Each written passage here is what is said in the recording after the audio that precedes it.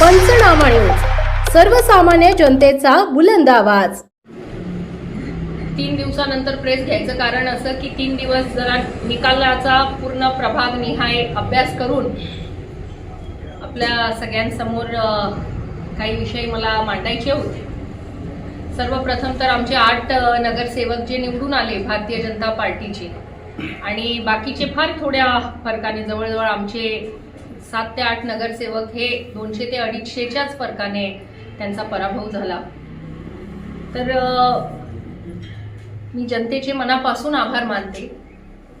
आमच्या पक्षाच्या कार्यकर्त्यांचंही मी या ठिकाणी विशेष करून अभिनंदन करेन। अगदी कमी वेळामध्ये, मी तर सांगेन 12 दिवसामध्ये एवढं मोठं निवडणुकीचं हे जे युद्ध आहे, हे लढाईचं काम आमच्या या सर्व सैनिकांनी फील्डवर केलं। आम्ही निवडणुकीमध्ये मतं मागत असताना हिंदुत्व या विषयावर प्रामुख्याने भर देऊन हिंदुत्वासाठी आम्ही लढतोय, आम्हाला हिंदुत्वासाठी आपण मतदान करावं असं आवाहन आम्ही जनतेला केलं होतं। आणि मला झालेल्या मतदानातून हे स्पष्टपणे दिसून येत आहे की हिंदू प्रेमी जे मतदार आहे, हिंदुत्वाच्या बाजूने त्यांनी खूप मोठं मतदान केलेलं आहे।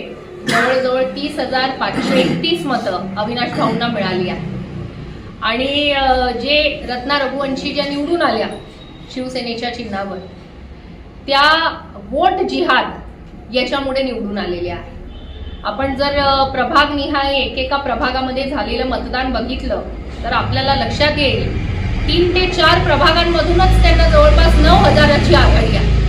आणि या 3 ते 4 प्रभागांमध्ये जिथून त्यांना 9,000 मतांची आघाडी आहे, ते एका विशिष्ट समुदायाचं त्या ठिकाणी मतदान होतं। आणि त्यांनी स्पष्ट एकाच बाजूने मतदान केलं, ते म्हणजे रत्ना रघुवंशींना। आणि 2 प्रभाग तर असे होते, म्हणजे नंदुरबारकरांसाठी तर मी म्हणेन की आपल्या सगळ्यांना हा निकाल खरा अभ्यास करण्यासारखा आहे की नंदुरबार शहरामध्ये पहिल्यांदा MIM सारख्या पक्षाचे 4 नगरसेवक जर निवडून येत असतील आणि नंदुरबार शहराच्या रस्त्यांवर हिरव्या रंगाचा जर गुलाल दिसत असेल, तर आपण सगळ्यांनीच खरं म्हणजे सतर्क होण्याची गरज आहे। बघितलं तर जवळपास 10,179 एवढं मतदान हे MIMच्या उमेदवारांना झालेलं आहे। आणि रत्ना रघुवंशींना जर झालेलं मतदान आपण बघितलं तर त्या 11,000च्या फरकाने या ठिकाणी निवडून आले आहे। तर याच्यातूनच एक आपल्याला स्पष्ट दिसतंय की एका विशिष्ट समुदायाने या ठिकाणी वोट जिहाद केला आणि भारतीय जनता पार्टीचा उमेदवार निवडून येऊ नये म्हणून काही प्रभागांमध्ये जिथे MIMचे उमेदवार होते आणि तिथे त्या समाजाचं मतदान असताना त्यांनी त्या प्रभागांमध्ये MIMला मतदान न करता चंद्रकांत रघुवंशींच्या उमेदवारांना केले, जेणेकरून भारतीय जनता पार्टीचा उमेदवार तिथे निवडून येऊ नये। आणि हे आपल्याला 11 नंबर, 13 नंबर, 18 नंबर या प्रभागांमध्ये तुम्हाला प्रकर्षाने पाहायला मिळेल।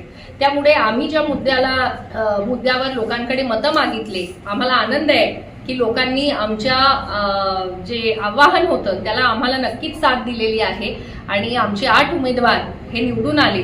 आमचे विरोधक सांगायचे यांना उमेदवार भेटणार नाही, यांना बूथवर माणसं भेटणार नाही, त्या ठिकाणी आमचे आज 8 नगरसेवक निवडून येत आहे। 8 उमेदवार आमचे अगदी कमी फरकाने या ठिकाणी पराभूत होतात। श्याम बापू फक्त 30 मतांनी त्यांचा पराभव झालाय। त्यामुळे आपण जर बघितलं ओव्हरऑल तर नंदुरबार शहराने या ठिकाणी नक्कीच परिवर्तनाचं ठरवलं होतं आणि ते मतदानातून दिसतं पण एका विशिष्ट समुदायाने भारतीय जनता पार्टीला आणि हिंदुत्वाला रोखण्यासाठी वोट जिहाद केला आणि त्यामुळे त्यांनी एकीचकडे मतदान त्यांनी केलं आणि रत्ना रघुवंशी त्या ठिकाणी निवडून आल्या। त्यामुळे मी या ठिकाणी आपल्या सगळ्यांना सांगू इच्छिते की हा जो विजय ते लोक मनवत आहेत, चंद्रकांत रघुवंशी किंवा रत्ना रघुवंशी, हा त्यांचा विजय नसून हा वोट जिहादचा विजय आहे। आपण हिंदुत्वासाठी लढत होतो, हिंदुत्वासाठी आपण मतं मागत होतो आणि हिंदू वोटर्सनी आम्हाला मोठं मताधिक्य या ठिकाणी दिलेलं आहे। जेवढे उमेदवार होते जे निवडून आले ते आणि जे काही मतांनी ज्यांचा पराभव झाला ते सुद्धा सर्व 41चे 41 उमेदवार हे आमचे पुढील 5 वर्ष जनतेमध्ये पूर्णपणे जाऊन त्यांच्या ज्या काही समस्या असतील त्या सोडवण्याचं काम त्या ठिकाणी करणार आहे. जे निवडून आले आहेत ते सभागृहामध्ये त्या ठिकाणी नक्कीच आपल्या नंदुरबार शहराच्या विविध विषयांवर लढतील आणि जे निवडून येऊ शकले नाही ते पण आपापल्या प्रभागांमध्ये त्या ठिकाणी पुढील 5 वर्ष गावित साहेबांच्या नेतृत्वामध्ये जी काही विकास कामं नंदुरबार शहरामध्ये किंवा नंदुरबार विधानसभेमध्ये गावित साहेब या ठिकाणी सांगतील त्याप्रमाणे त्या ठिकाणी हे सर्व आमचे उमेदवार करणार आहेत आणि अगदी कमी वेळामध्ये म्हणजे आमचे विरोधक जे आहेत ते तर जवळपास वर्षभरापासून त्यांची नगरपालिकेची तयारी सुरू होती आणि त्यांना वर्षभरापूर्वीपासून तयारी करत असताना त्यांच्या लक्षात आलं की कुठेतरी त्यांची बाजू कमजोर आहे,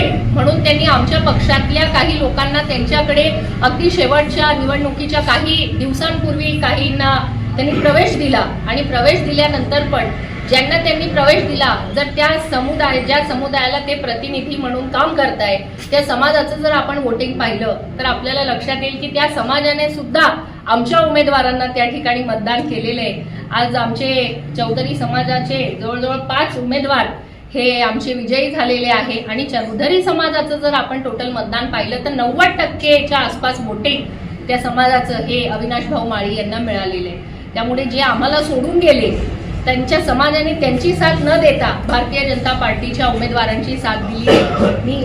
ज्यांनी नोन अननोन जेवढे फिगर्स आम्हाला ज्यांनी मदत केली त्या सगळ्यांचेही मी मनापासून आभार मानते. धन्यवाद.